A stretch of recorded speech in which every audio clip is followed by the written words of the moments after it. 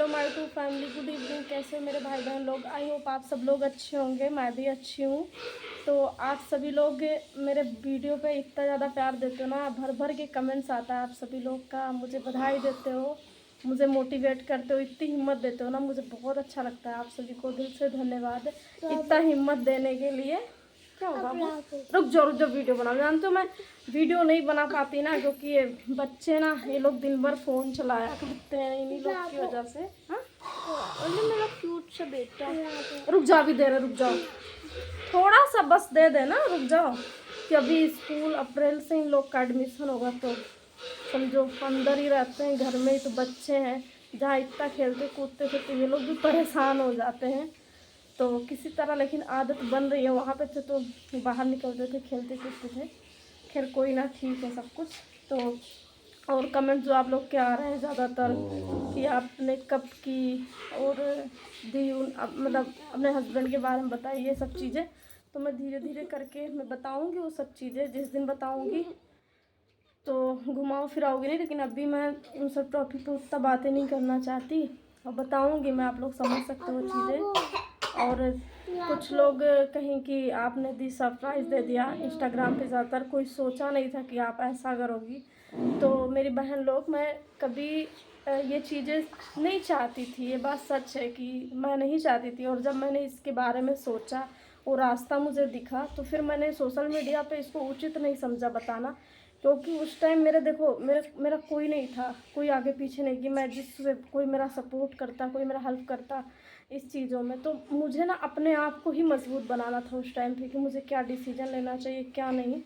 तो मैं इसीलिए सोशल मीडिया पे बहुत कम ही क्योंकि बहुत बहुत सारे, अब उन सब चीज़ों पे मैं बात करूँगी तो फिर मैं किसी की बुराई यहाँ पे अब नहीं करना चाहती। जो जिसने किया है कोई बात नहीं, और सबको मैं हमेशा दिल से धन्यवाद बोलूँगी कि शायद ऐसा होता नहीं तो आज ये रास्ता मेरे लिए निकलता नहीं। तो और कुछ बहनें, कुछ लोगों ने कमेंट्स किया है चीज़ें, और बहुत ही सही, कि जब कोई मर्द दूसरी शादी करता, दूसरी करता, तीसरी करता है, मतलब अगर बीवी की लाश भी एक तरफ पड़ी रहती है, उसकी तेरही भी नहीं होती है। समाज में आप लोग भी सुने होंगे, मैं भी, कि दो रोटी का सहारा हो जाता है। लेकिन अगर कोई लड़की दो रोटी कमाती भी है और बच्चों को पालती भी है ना, फिर भी उसको कोई नहीं, ना परिवार सपोर्ट करेगा और ना समाज सपोर्ट करेगा।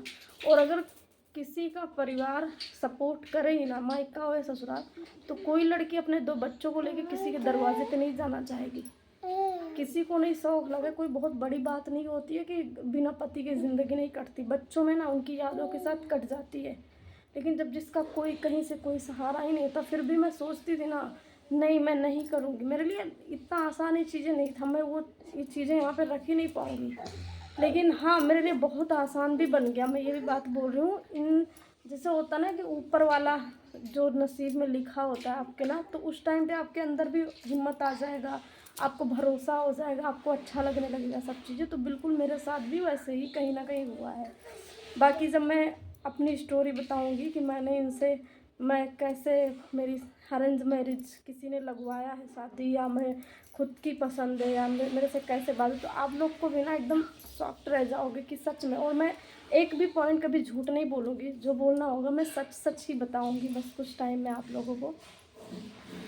तो ये समाज ऐसे ही है। और एक बहन ने कमेंट्स किया था कि मैं, अपनी भाभी हैं तो उनका बहुत, उनका आरती कुछ करके उनके चैनल का नाम था, बहुत ख्याल रखते, फिर भी मैं अपने भाभी को चाहती हूँ, उन्होंने कम उम्र में वो विधवा हो गई है, वो भी जिए ज़िंदगी। तो काश आप जैसी ननद या बहन दुनिया में रहे ना, तो कभी कोई लड़की अपना घर छोड़ना ही नहीं चाहेगी। ज़रूरत क्या है, उसके बच्चों का फ्यूचर है। जब उसके बच्चों का कुछ नहीं दिखता है भाई, अकेली औरत सब कुछ करना भी चाहते फिर भी तो लोग नहीं जीने देते, तो फिर उसके पास कोई रास्ता नहीं बचता ना। क्या हो बेटा? अब देखो ये लोग ना मुझे वीडियो नहीं बनाने दे रहे हैं, और मैं सोच रही थी अभी मैं चल रही हूँ, आज शाम को ना अपना रूटीन दिखाऊंगी आप सभी लोगों को। रुक जाओ 2 मिनट, लो ये वाला ले लो, और पापा का फोन लेना भाई, उनमें रहता ना तो कर देते, वो नहा रहे हैं ना पापा। और मत करना, जो खाऊ ले लो, उनका मत लो। हाँ? बच्चे ना फ़ोन के लिए हमेशा जिद किया करते, इसीलिए नहीं। लेकिन अब मेरे यहाँ नेटवर्क की बहुत ज़्यादा दिक्कत थी, तो आज वाईफाई लग गया है और मैं बहुत ज़्यादा खुश हूँ। मैं सुबह से ही फ़ोन चला रही हूँ, फिर आप सभी के कमेंट्स के रिप्लाई भी दे रही हूँ। सुबह से, क्योंकि अब नेट चलेगा नहीं। बहुत ज़्यादा दिक्कत थी यहाँ पे, बिल्कुल भी नेट नहीं चलता था। और मैं भी नहीं जानती, आने दो अभी। तो आप सभी लोग मतलब इतना ज़्यादा हिम्मत दिए, मुझे बहुत अच्छा लगा।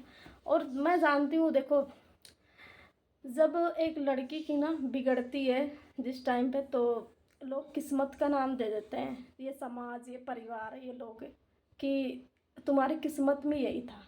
तो जब आज एक लड़की का कोई हाथ थामा है, उसको उसके बच्चों को खुशियाँ मिली है, तब भी यही सोच के बोल दो ना किस्मत की बात है, तो फिर क्यों? तब बुरी हो गई लड़की ने गलत किया, औरत ने गलत किया, फिर ऐसा बोल देते। तब भी तुम लोग यही सोच रखो ना कि हाँ शायद किस्मत की बात है। फिर इस जगह किस्मत क्यों नहीं आती है? इस जगह भी किस्मत को ही देखो। और मेरे साथ तो जैसा जैसा हुआ ना, मुझे सच में बिलीव नहीं हो रहा, मुझे यकीन नहीं हो रहा है कि सच में ऊपर वाले ने मेरी किस्मत में ये चीज़ें, क्योंकि मैं कभी भी ये चीज़ें जो आप लोग बोल रहे हो कि दी आपने सब सरप्राइज़ दे दिया। कभी मैं इंस्टाग्राम पे एक बहन थी तो वो कह रही थी कि कभी आपके बारे में तो कभी सोचा ही नहीं था आप ऐसा करोगे। लेकिन मेरी जो कंडीशन थी ना, मैं सच में नहीं करना चाहती थी। मैं अकेले अपने बच्चों के साथ, और ऊपर वाला मुझे उतना आगे सहारा भी मतलब हर चीज़ों में दे रहा था। मुझे कोई तकलीफ नहीं थी, अपने बच्चों को लेके मैं जी खा रही थी। लेकिन फिर भी अचानक से नहीं, इतने ज़्यादा दुख झेलते भरोसा था, एक आध जगह से थोड़ा उम्मीद थी कि चलो अब ये चीज़ें लोग समझेंगे मेरे बच्चों। लेकिन यहाँ तक बात इतनी आ गई थी ना कि मुझे तो दूर है किसी को भी, मायका हो या ससुराल हो, मेरे बच्चों तक की किसी को कोई फिक्र नहीं रहती थी कि बच्चों की। फिर मैंने सोचा कि मैं अपनी ज़िंदगी तो मतलब काट सकती हूँ, मुझे कोई दिक्कत नहीं, मैं तो जैसे तैसे काट लूँ। पर आज जैसे इन डर से, जब घर वाले जिनके साथ नहीं देंगे ना, तो नात रिश्तेदार कोई किसी का नहीं होता है, कोई भी नहीं, ना घर वाले ना नात रिश्तेदार, कोई नहीं। तो मैंने सोचा मैं तो कैसे तैसे काट सकती हूँ ज़िंदगी, कल मेरे बच्चों का भी यही होगा। अरे तो बेचारे हैं, बिना बाप के हैं, एक आध कमरा घर बन जाएगा, उसी में किराए के मकान पे से बेचारे रहेंगे। अभी तो बचपना है उनका, उनको फ़र्क नहीं पड़ता। कल उनमें भी मतभेद रहेगा, का कोई है ही नहीं, कोई है ही नहीं। फिर मैं किसके लिए बैठी हूँ, किसके लिए? फिर मुझे मेरे को अच्छा पापा के लिए। ये देखो, इधर आजा, इधर आजा। ये बोल रहा है पापा के लिए। पापा मिल गए ना? हाँ। खुश हो? हाँ। आज उन्होंने अपने स्कूल की ड्रेस पहनी है। टी-शर्ट था, मैं ले आई थी कि रेगुलर घर पे यूज करेंगे। पापा के साथ अच्छा लगता है तुम्हें?